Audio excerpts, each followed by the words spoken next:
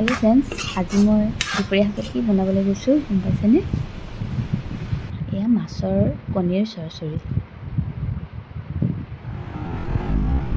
চাওক, মোৰ এইদৰে বনালোঁ চৰচৰিখন।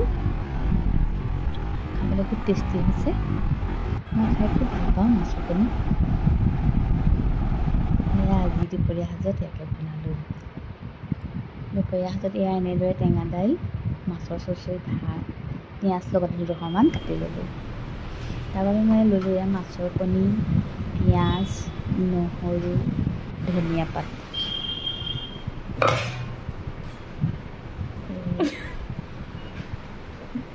প্ৰথমতে মই তেলখিনি গৰম কৰি ল'লোঁ। তেলখিনি পূৰা গৰম হ'লে পিঁয়াজ দি দিলোঁ তাত। পিঁয়াজখিনি অলপ ৰঙচুৱা হ'বলৈ দিলোঁ।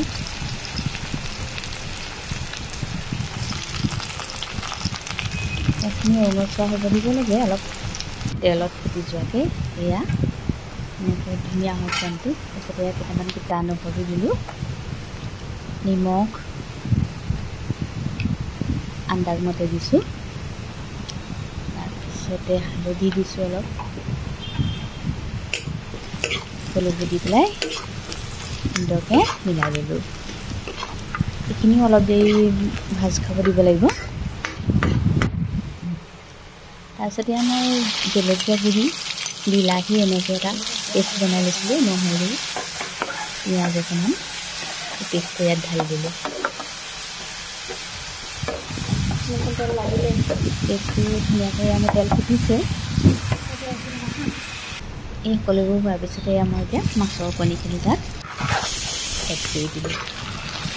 মাছৰ কণীখিনি এনেদৰে খুব পিঁয়াজখিনিতে অলপ ভাজি থাকিব লাগিব, চেণ্টটো ভাল হয়। এয়া মই ভাজি ভাজি এনেকুৱা হৈ গ'ল।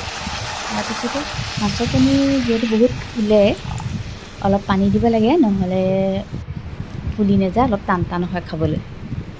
পানী দিয়াৰ পিছত মই এয়া এই ধৰণে বহুতখিনি ফুলি গ'লে, এয়া খুব ধুনীয়া হৈ গ'ল, কণীবোৰ সিজি গ'ল। তেল বহুত বেছি দিয়া নাই, যিহেতু আজিকালি তেল বেছি খালে বেয়াই। তাতে মই অলপ ধনিয়া পাত দি দিলোঁ। ধনিয়া পাত দি খুব ধুনীয়া চেণ্টটো আহে। মই এতিয়া খুব সুন্দৰকৈ মিক্স কৰি দিলোঁ ধনিয়া পাতখিনি।